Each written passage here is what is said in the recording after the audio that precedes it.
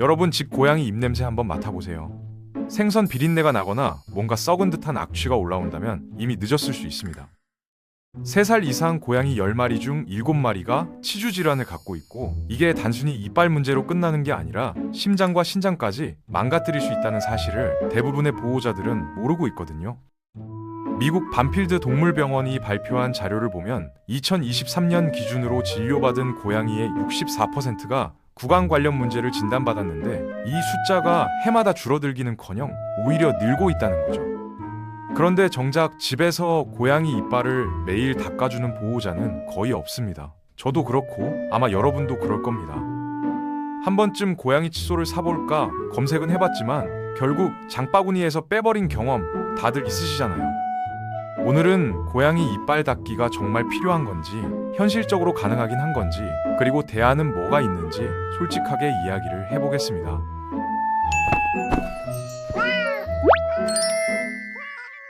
먼저 고양이 입속에서 무슨 일이 벌어지고 있는지부터 알아야 합니다. 고양이가 밥을 먹으면 음식 찌꺼기가 이빨 표면과 잇몸 사이에 끼게 되는데, 여기에 세균이 달라붙으면서 플라크가 형성되거든요.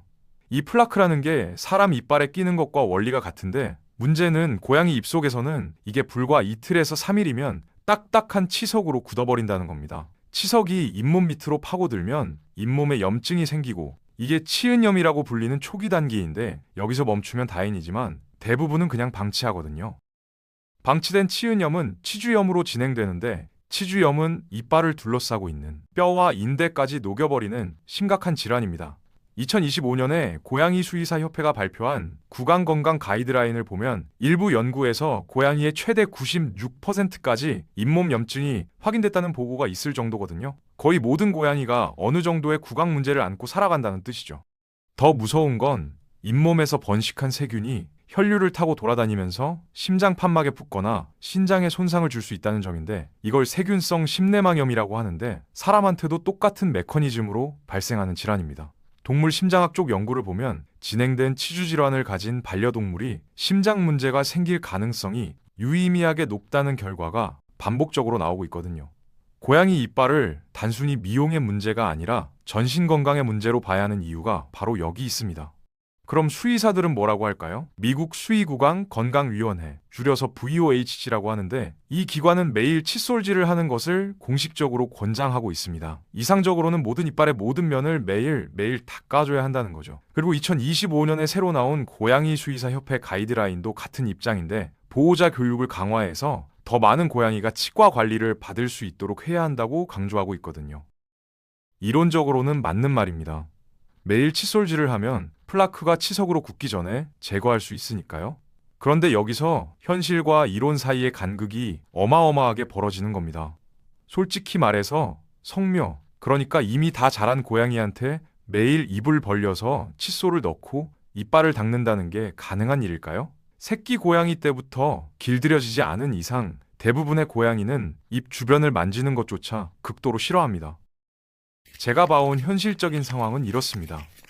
고양이 여러 마리를 키우는 집에서 매일 한 마리씩 붙잡고 이빨을 닦는다는 건 거의 불가능에 가깝고, 한 마리를 키우는 집이라고 해도 매일 그걸 반복하다 보면 고양이가 보호자 손만 봐도 도망가는 상황이 벌어지거든요. 만성질환이 있어서 매일 약을 먹여야 하는 고양이를 키워본 분들은 아실 텐데, 매일 고양이한테 뭔가를 강제로 하다 보면 고양이와의 유대관계가 심각하게 손상됩니다. 보호자가 다가가면 고양이가 숨어버리거나 경계하는 상태가 되면 그건 이빨 건강보다 더 큰 문제가 되는 거죠.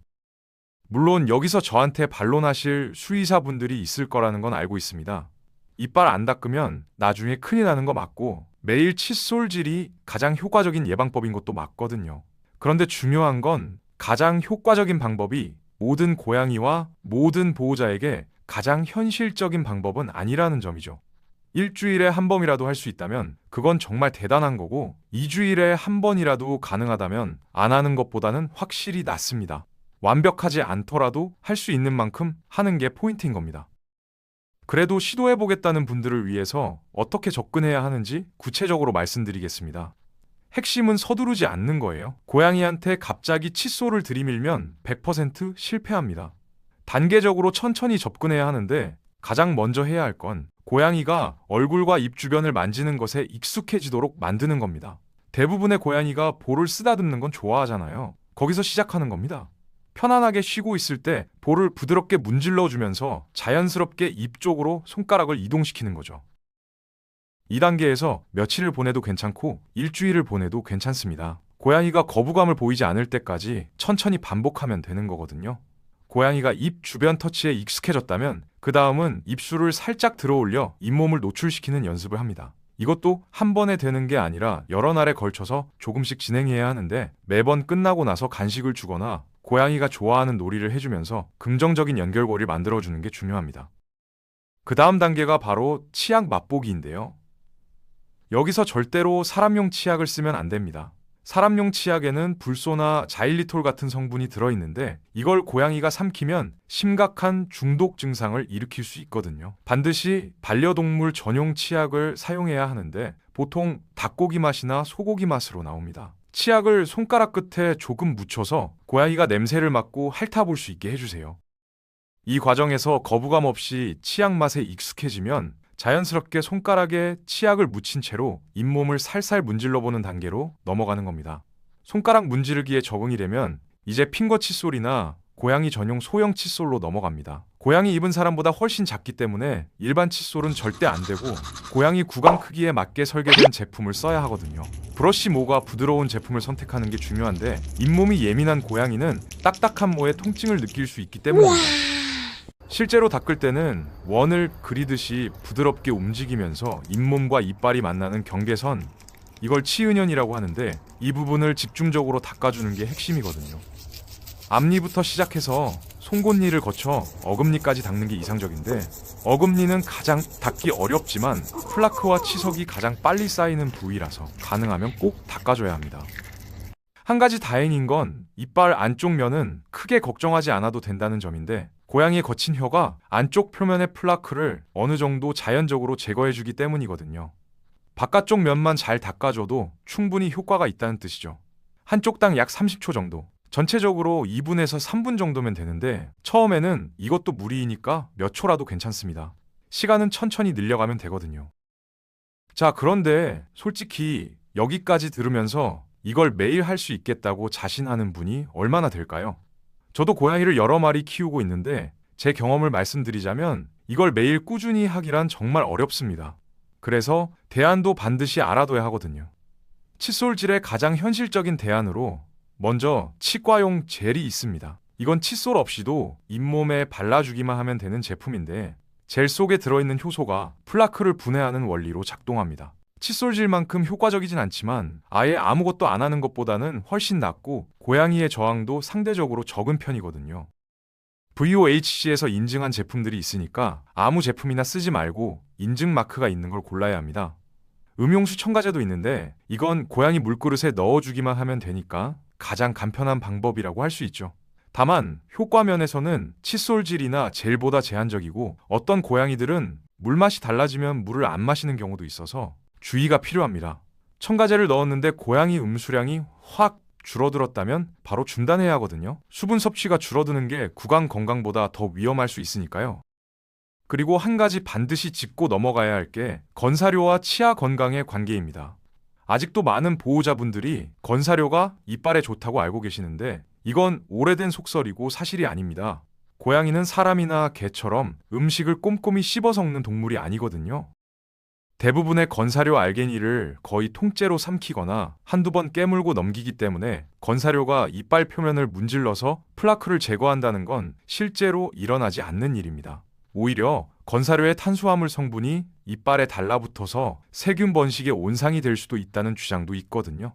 야생 고양이가 어떻게 이빨을 관리하는지 생각해보면 이해가 되는 부분인데 자연에서 고양이는 사냥한 먹이의 뼈를 씹으면서 이빨 표면의 이물질을 물리적으로 긁어내거든요. 이 원리를 이용해서 생뼈를 간식으로 주는 방법이 있는데 여기서 핵심은 반드시 날 것이어야 한다는 겁니다.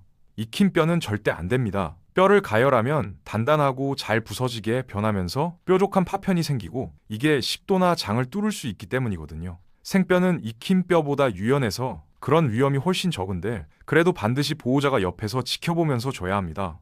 프리미엄 펫샵에서 고양이용 생뼈를 구할 수 있는데 닭 날개뼈나 닭 목뼈 같은 작은 뼈가 고양이한테 적합합니다.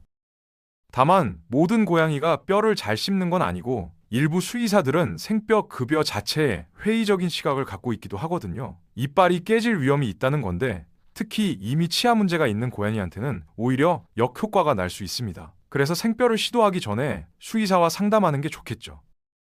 VOHC 인증을 받은 치과용 간식도 대안이 될 수 있습니다. 그린니즈 고양이용 덴탈 트릿이나 위스카스 덴타바이트 같은 제품들이 대표적인데 이런 간식들은 특수한 질감과 형태로 설계되어서 고양이가 씹는 과정에서 이빨 표면의 플라크를 어느 정도 제거해주는 효과가 있거든요. 물론 이것만으로 칫솔질을 완전히 대체할 수는 없지만 다른 방법들과 함께 병행하면 전반적인 구강 건강 유지에 도움이 됩니다. 이제 가장 확실한 방법에 대해 이야기해야겠죠. 바로 동물병원에서의 전문 치과 스케일링입니다. 집에서 아무리 열심히 관리해도 치석이 잇몸 밑으로 들어가면 칫솔로는 절대 제거가 안 되거든요. 전문 스케일링은 전신 마취 하에 수의사가 특수 장비로 잇몸 위아래의 치석을 완전히 제거하는 시술인데 이게 고양이 치아 건강을 유지하는 가장 확실한 방법입니다. 2025년 고양이 수의사 협회 가이드라인에서도 매년 치과 검진을 받고 수의사가 판단했을 때 필요하면 전문 스케일링을 받으라고 권장하고 있거든요. 성묘 기준으로 보통 1년에서 2년에 한 번 정도가 일반적인데 치과 질환에 취약한 품종이나 이미 구강 문제가 있는 고양이는 6개월에서 9개월 간격으로 더 자주 받아야 할 수도 있습니다. 여기서 많은 보호자분들이 걱정하시는 게 전신 마취의 위험성인데요. 솔직히 마취 자체가 위험이 전혀 없다고 말씀드릴 수는 없습니다. 하지만 수치를 보면 건강한 고양이의 마취 관련 사망률은 0.1% 수준이거든요. 1000마리 중 1마리 정도인데 건강 상태가 좋지 않은 고양이의 경우에는 이 수치가 1.4%까지 올라갑니다. 그래서 마취 전에 혈액 검사와 심장 검사를 통해서 마취가 안전한지 확인하는 과정이 반드시 필요하고 특히 12살 이상의 노령면은 신장 기능과 갑상선 기능까지 꼼꼼히 체크해야 합니다. 마취 없이 스케일링을 해준다는 곳도 있는데 이건 오히려 위험할 수 있습니다. 깨어있는 고양이가 날카로운 치과 도구 앞에서 가만히 있을 리가 없잖아요. 움직이다가 잇몸이 찢어지거나 도구에 다칠 수 있고 무엇보다 잇몸 아래쪽에 치석은 마취 없이는 절대로 제거할 수가 없거든요. 겉으로 보이는 치석만 긁어내고 끝나니까 실질적인 치료 효과가 거의 없는 셈이죠. 2025년 가이드라인에서도 깨어있는 상태에서는 제대로 된 치과 평가와 치료가 불가능하다고 명시하고 있습니다. 고양이의 치과 질환 중에서 좀 더 심각한 것들도 알아둘 필요가 있는데요. 치아 흡수라는 질환이 있습니다. 영어로는 투스 리소션이라고 하는데 이게 고양이에게 아주 흔한 질환으로 연구에 따라 28%에서 67%까지 발생률이 보고되고 있거든요. 쉽게 말하면 이빨이 스스로 녹아내리는 거라고 보시면 되는데 원인이 아직 정확히 밝혀지지 않았고 예방법도 없습니다. 나이가 들수록 발생률이 올라가는데 안타깝게도 이미 시작된 흡수를 멈출 방법이 없어서 결국 발치를 해야 하는 경우가 많거든요. 구내염, 정확히는 고양이 만성 치윤 구내염이라고 하는 질환도 있는데 이건 입안 전체에 극심한 염증이 생기는 질환으로 고양이가 너무 아파서 밥을 못 먹는 지경까지 갈 수 있습니다. 이 질환의 치료법 중 가장 효과적인 건 아이러니하게도 이빨을 전부 또는 대부분 뽑아버리는 건데 전체 발치 후에 약 67%의 고양이가 증상이 크게 호전되거나 완전히 나았다는 연구 결과가 있거든요. 이빨이 없어도 고양이는 습식 사료를 잘 먹을 수 있으니까 삶의 질이 오히려 훨씬 좋아지는 경우가 많습니다. 이런 심각한 질환들은 일반적인 칫솔질로 예방할 수 있는 영역을 넘어서는 것들인데 그렇기 때문에 집에서의 관리와 별개로 정기적인 수의사 검진이 꼭 필요한 겁니다. 고양이들은 아픔을 숨기는데 천재적인 동물이거든요. 야생에서 약한 모습을 보이면 포식자한테 잡아먹히니까 본능적으로 통증을 감추는 건데 이 때문에 보호자가 고양이의 구강 문제를 눈치채기가 정말 어렵습니다. 밥을 잘 먹는 것 같아도 실은 엄청난 통증을 참고 있는 경우가 생각보다 많다는 거죠. 그래서 결론적으로 제가 드리고 싶은 이야기는 이겁니다.